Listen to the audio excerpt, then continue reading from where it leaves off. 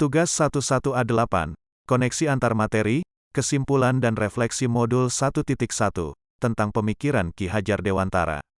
Disusun oleh Mustaqim Al-Amin, dari Esden 1 Ngeloram, calon guru penggerak Angkatan 9, Kabupaten Blora Provinsi Jawa Tengah. Kerangka pembelajaran modul 1.1, yang pertama adalah mulai dari diri untuk memahami pemikiran Ki Hajar Dewantara.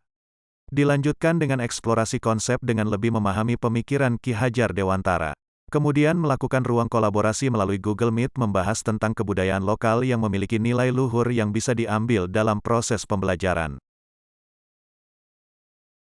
Kerangka pembelajaran modul 1.1 selanjutnya adalah demonstrasi kontekstual mengenai filosofi pendidikan menurut Ki Hajar Dewantara. Dilanjutkan dengan melakukan elaborasi pemahaman secara daring dipandu oleh Ibu Tuwi Endah Kurnianti di ruang Google Meet. Kemudian selanjutkan melakukan koneksi antar materi dengan membuat kesimpulan dan refleksi dari apa yang telah dipelajari dan dipahami pada modul 1.1 kemarin.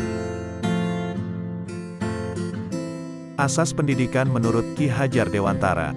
Pengajaran merupakan bagian dari pendidikan, di mana terjadinya proses pendidikan dalam memberi ilmu atau berfaedah untuk kecakapan hidup anak secara lahir dan batin. Pendidikan merupakan tuntunan terhadap segala kekuatan kodrat yang dimiliki anak agar ia mampu mencapai keselamatan dan kebahagiaan yang setinggi-tingginya baik sebagai seorang manusia maupun sebagai anggota masyarakat. Dasar pemikiran Ki Hajar Dewantara antara lain, menggunakan sistem Among, menyesuaikan dengan kodrat alam dan kodrat zaman, asas trikon yaitu kontinu, konvergen dan konsentris, tripusat pendidikan yaitu lingkungan keluarga, sekolah dan masyarakat, berhamba pada anak, membentuk budi pekerti.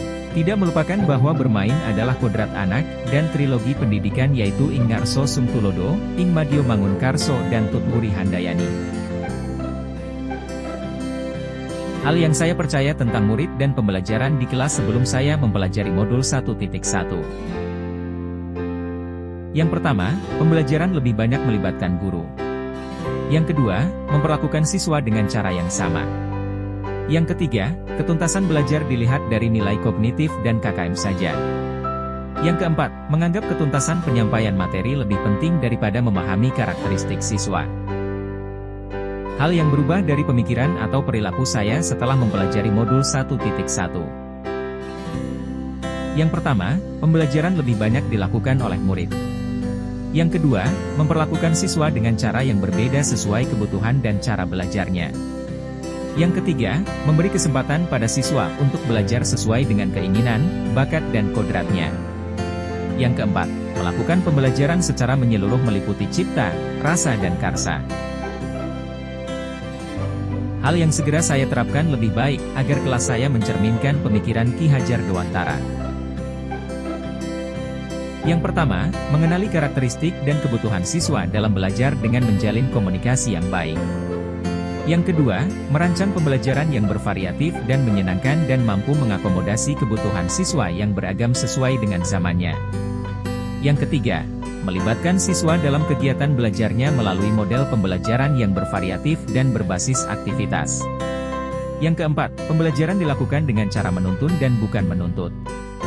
Yang kelima, memperhatikan aspek afektif dan psikomotorik siswa dalam pembelajaran, bukan hanya terbatas pada kognitif saja. Harapan di kemudian hari adalah, guru dan murid dapat berkolaborasi secara merdeka bersama-sama dalam menggali dan mengembangkan potensi siswa mewujudkan siswa berkarakter profil pelajar Pancasila. Terima kasih. Semangat bergerak, tergerak, dan menggerakkan.